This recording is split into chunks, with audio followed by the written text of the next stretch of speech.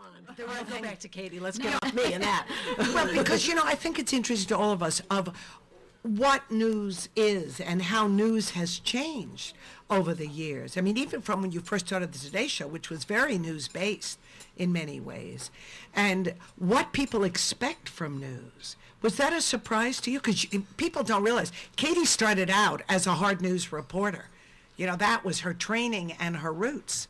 Today Show came after that. And we did a lot of very serious hard news interviews on the Today Show as well. I think sometimes the lighter moments are what people remember. But I think what's been most surprising is the breakneck speed at which technology has changed our medium in terms of how people consume news through the computer, how they get bits and pieces, how many young people aren't interested in the news at all, and how it's a very different experience. When I was growing up, even though we didn't necessarily gather around the TV and watch Walter Cronkite, it was a much more familial experience, I think, for families. And news wasn't available 24/7, so it was sort of a more cherished commodity, if you will.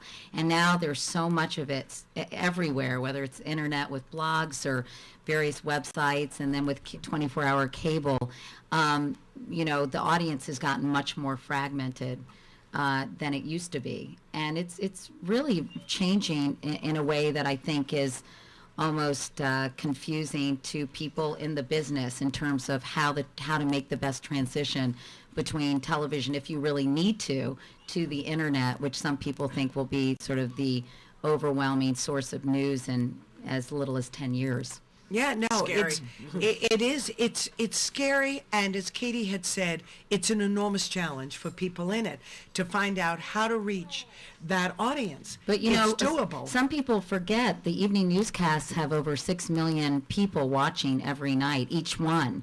And so that's a huge amount of people. People make a big deal about shows on cable, and they'll have less than 1 million viewers. So a lot of it is sort of the noise about cable, where traditional media still really has a corner on the market.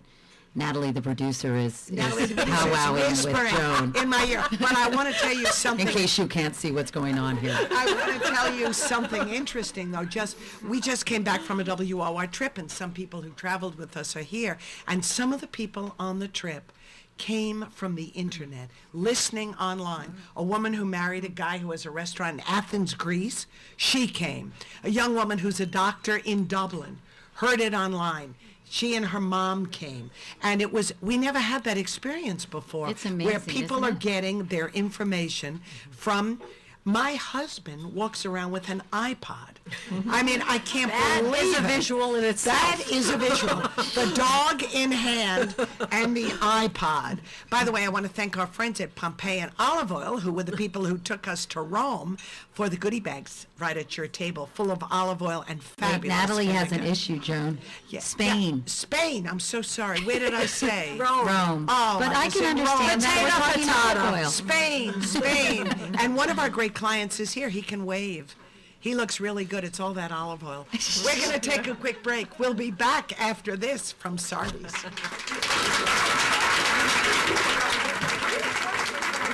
Welcome to Sardi's, everyone. A big Disney celebration here.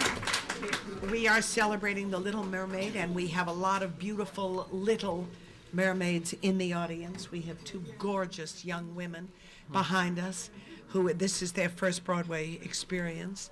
And Katie Couric, for those of you who just tuned in, have walked into the room. She to crashed join. your show. She crashed to It's like join. the radio show crashers. Yeah, the that's wedding good. crashers. To join Jill Rappaport from the Today Show, Linda Solomon, a photojournalist, and Katie's going to be on tonight and every night. Now, are you traveling as much? I know you were in Iraq. Yeah, a fair amount. I went to San Diego to cover the wildfires very recently. Went to Minneapolis to cover the bridge collapse. When there's a big breaking Right, story, then you- I really want to go because I love being out on the field, covering the story and talking to people about it. I went to Iraq and Syria at the end of August, the beginning of September, for about 6 days, much to my daughter's chagrin. I bet But your kids Mine was too. I said, scared. Yeah, what, you're my missing the parents- Hampton Classic? I said, what do you mean? My parents were a little agitated about it course. too. But What was the it experience? It was incredible. I mean, there's no substitute for actually going to Yeah, a 'cause- place and seeing it firsthand. And I think one of the most moving part of the experience is, well, obviously the country is in pretty Extremis. serious disarray, but the soldiers and the, all the servicemen and women who were there. When I was there, it was 123 degrees in Baghdad, and then you wear these 30-pound bulletproof vests.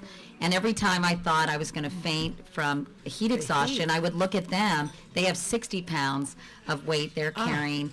Never complaining. I mean, they're really so impressive. And I think no matter how you feel politically about U.S. involvement there, we can't really forget the sacrifices they're making.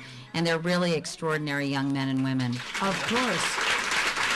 And I'm sure Katie Couric, who's anchor and managing editor of the CBS Evening News, also a correspondent for 60 Minutes and the Primetime Specials. Bye, Joan. I just want to congratulate. Yet. No, I have to go. They're probably like, where is she? She's doing radio. I just wanted to congratulate, though, Jill and Linda, and of course, say hi to you, who I adore. I'm so happy It's to so see fun. I you. feel like a member of the Rappaport family in a way. I love them so are. much. You're the third And sister.